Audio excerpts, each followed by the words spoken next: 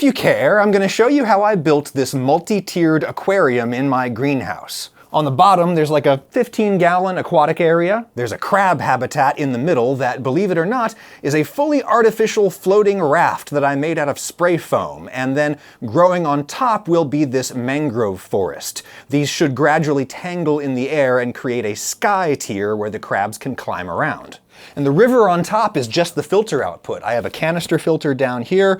The output comes up here, spills down across the land area, empties out into the bay area where it, disturbs the water so you can have gas exchange. Then it has to get drawn all the way underneath here to the filter input, which is hidden behind that big rock. And so this results in complete water circulation of the entire aquarium, which is really important for health. I'm proud of this tank, and more importantly, I really enjoy it. It's super interactive. I'm constantly gardening on the surface and making sure that my new vampire crabs have suitable hiding spots. Hello! I reckon it's a healthy way to keep myself busy and out of trouble. The hardest part was making the crab raft. I'm gonna show that to you step by step, but first the inspiration. These are photos my dad took back when my folks lived in the Keys, a chain of low islands dribbling suggestively from the tip of Florida.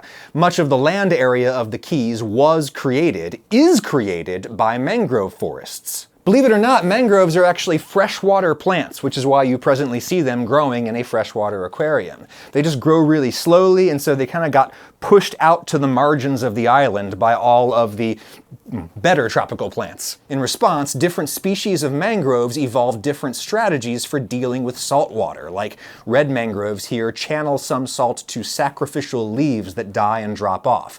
They dig their roots into shallow seas just off the shore. The roots accumulate sediment and very gradually convert ocean into new land. At the very least, mangroves help the shore resist erosion. For these reasons and more, mangroves are fiercely protected in the Keys, both legally and socially. It's a plant that makes new coastal real estate for you. Duh, you protect it. And I have a magical childhood memory of kayaking through a mangrove forest and seeing armies of little crabs climbing up through that tangle of prop roots. So that's the scene that I'm trying to recreate in here.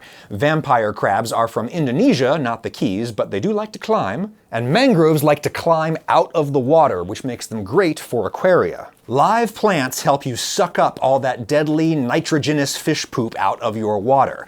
Problem is, plants generally don't grow that well fully submerged in water. Living things are made primarily out of oxygen and carbon, and water generally doesn't have that much dissolved CO2 in it. That's why really hardcore fish tank people rig up CO2 injection systems, which I'm trying to avoid. Really, the ideal way that lots of plants like to grow is immersed rather than submersed. Immersed means their roots in the bottom part of the plant is down in the water. The water provides them with endless hydration, but their leaves grow up in the air where they have limitless respiration. It's kind of the best of all worlds, and there's really no limit of CO2 out here. That's why hydroponics holds so much promise for farming food. Submersed plants are hard to grow.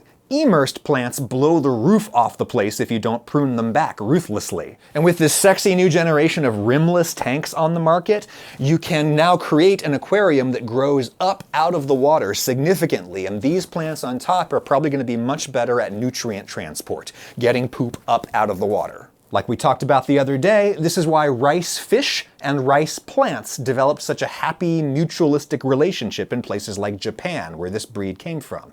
I'm into rice fish, my oldest boy is into video game history, so we're both learning Japanese with Rosetta Stone, sponsor of this video.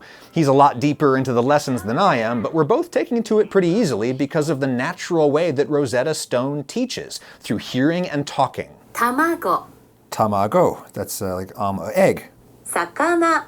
Oh, that's fish. How relevant.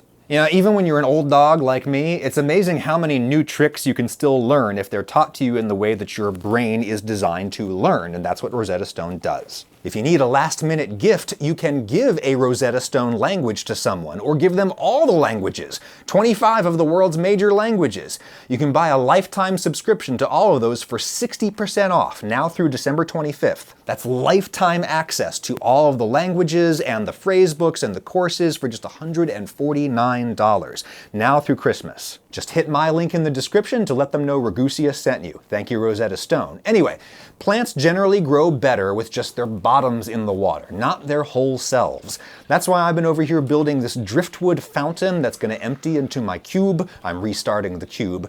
Plants will grow happily all through the wood and filter out my water for me. They're also easier to maintain up out of the water. But if you're going to have immersed plants in your aquarium, you have to rig some way to hold them up out of the water, at least until they get really established. That's what got me thinking about some kind of raft I could slot the mangroves into. Also, vampire crabs are the perfect pet crab because they're so easy to care for in freshwater, but they spend much of their time on land, so you have to create a lot of surface structure for them. I thought about building like a big stone cave that the crabs could climb on top of, but that would add a lot of weight to the tank, and water is already incredibly heavy. I wanted to avoid having to install some kind of support post under here. So the answer was foam. I lined the inside of this 22-gallon tank with plastic wrap, and then I started spraying in expanding foam. They make polyurethane foam like this for filling gaps in home insulation and stuff, and it's widely used by fish people too. If you need to conjure some watertight mass out of nowhere, then this stuff is really fantastic. Once it dries, it's chemically inert, it's fish safe, and they say it cures solid in 24 hours, but people don't usually blow it as thick as I did here. After a few days, I was safe to start carving it. You can carve this stuff with any kind of knife.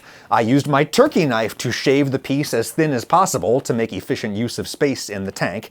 Then me and the kids painted the whole thing in pure silicone sealant, which should be fish safe if it says 100% silicone on it. Hey, fun fact, the reason why this often smells like vinegar is that one of the curing agents that they often use in this stuff that disappears over the curing process creates acetic acid as a byproduct. You're literally smelling vinegar.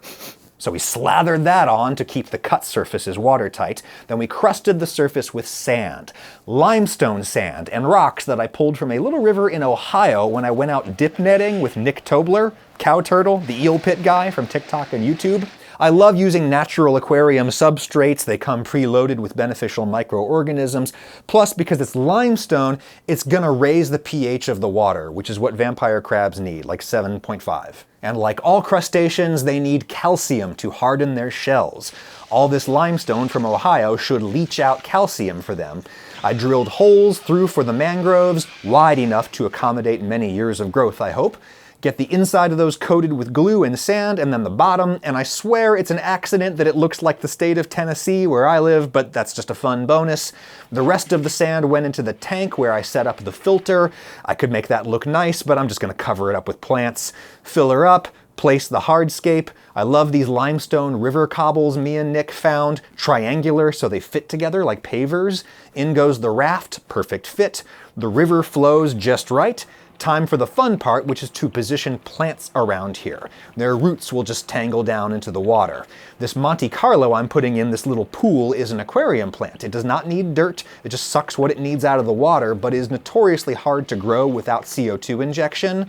With full access to the atmosphere, here we are after just a few weeks, a lush carpet. I will do some underwater plants around the bay where they'll get enough light and I can prune them easily. On top I planted Java moss, also doesn't need dirt, just needs nutrient-rich water. Look at how happily it's been spreading, and the crabs apparently just love the stuff, living in it, eating it, whatever. They love Java moss. Hey, the moss and the crabs are both from Indonesia after all. And the gardening just doesn't stop. I'm constantly pulling little bits from other plants in the greenhouse and positioning them around here and just seeing what they do. It's an absolute blast.